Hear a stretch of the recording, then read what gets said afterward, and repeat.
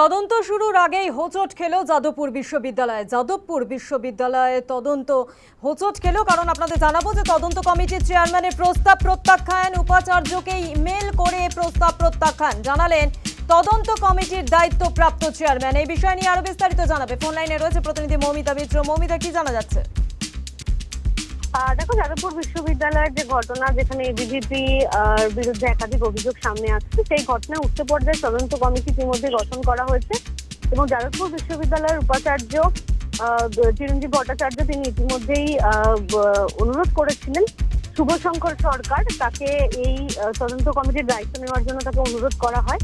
কিন্তু যেটা জানা যাচ্ছে বিশ্ববিদ্যালয়ের সূত্রে যেটা খবর, যে ইতিমধ্যেই উপাচার্যের কাছে একটি ইমেল এসেছে এবং সেখানে এই তদন্ত কমিটির চেয়ারম্যানের যে প্রস্তাব তাকে দেওয়া হয়েছিল শুভশঙ্কর সরকারকে, সেই প্রস্তাব প্রত্যাখ্যানের কথা তিনি জানিয়েছেন এবং তিনি এই তদন্ত কমিটির কোনো দায়িত্বে থাকবেন না, এরকমটাই তিনি জানিয়েছেন ইমেল মারফত।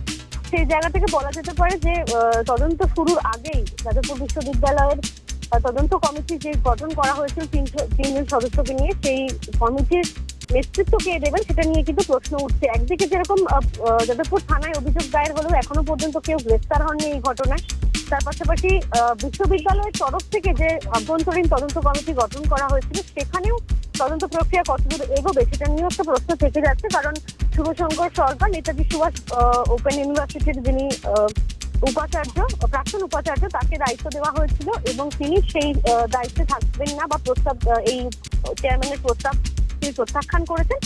উপাচার্য চিরঞ্জীব ভট্টাচার্যকে ইমেল করে এই বিষয়টি তিনি জানিয়েছেন। বেশ, ধন্যবাদ মৌমিতা। তদন্ত শুরুর আগেই হোঁচট খেলো যাদবপুর বিশ্ববিদ্যালয়ে তদন্ত কমিটির চেয়ারম্যানের প্রস্তাব প্রত্যাখ্যান এবং উপাচার্যকে ইমেল করে প্রস্তাব প্রত্যাখ্যান।